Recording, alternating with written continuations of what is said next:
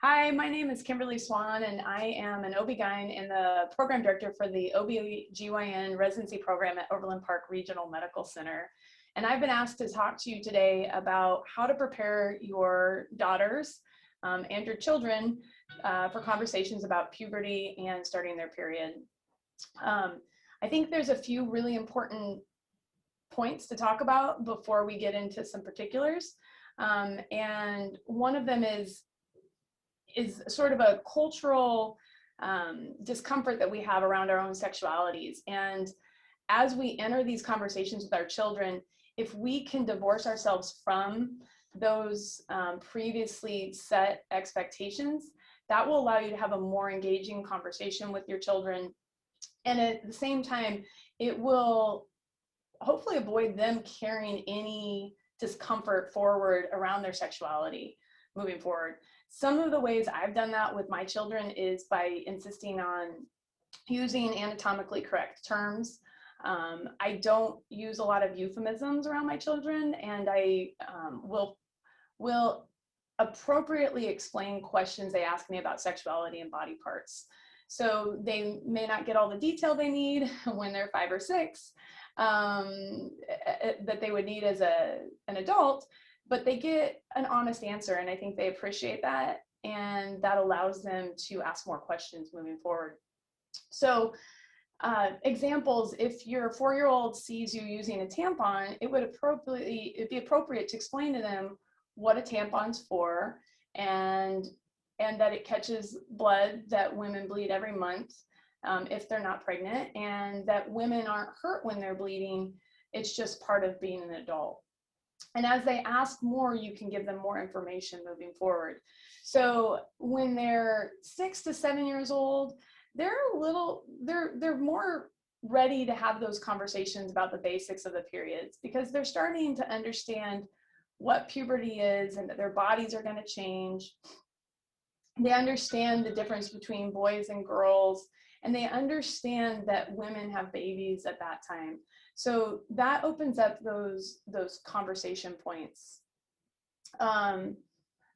What I can tell you, having 3 daughters and one of them in 5th grade, is that if you don't have these conversations with your kids, they will get this information somewhere.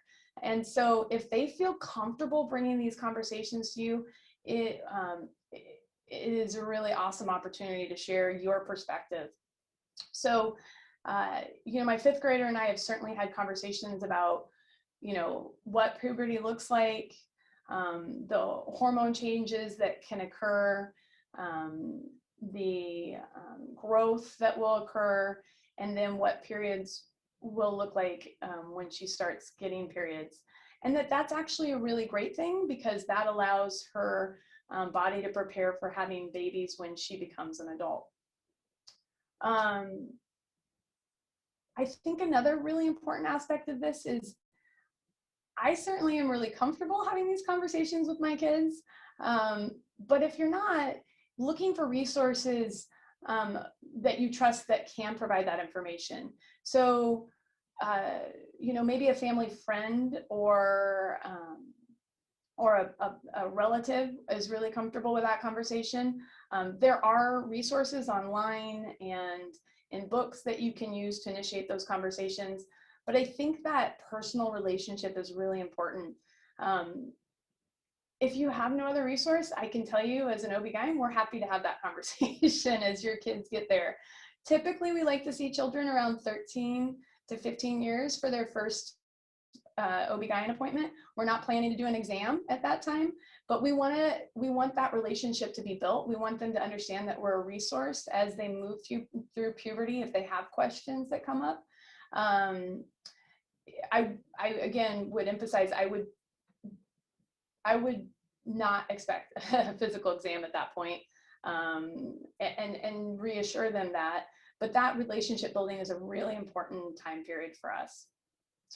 So as you move forward through puberty, things that you do want to look out for with your kids, most girls are not going to have a problem with their period. They're going to go through this process very naturally.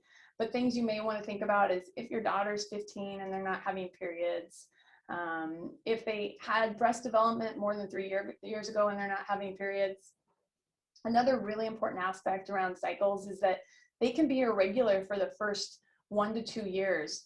Girls have very irregular bleeding in there, and that's a normal part of the growth process. But if they aren't more regular after 2 years, you may want to come in and see an ObGyn about that. If they have really bad cramps that are not improved with ibuprofen and exercise and heat, that's another reason you may want to have your daughter see an OBGYN. And if their bleeding is really, really heavy, soaking a pad an hour for 2 hours, multiple days in a row, that's a time to see us. Other things, as your daughter gets her first period, it's okay to use pads. We try to use chlorine-free because that will decrease a potential of any sort of irritation of the vaginal vulvar area. They can use tampons if they're emotionally ready to do that. It's okay, their body is okay with that.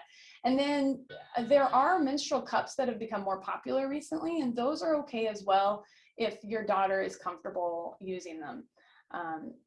So those are sort of my tips about going through puberty and talking about your kids from when they're little up through their periods and when they should start seeing us and letting us help with that conversation.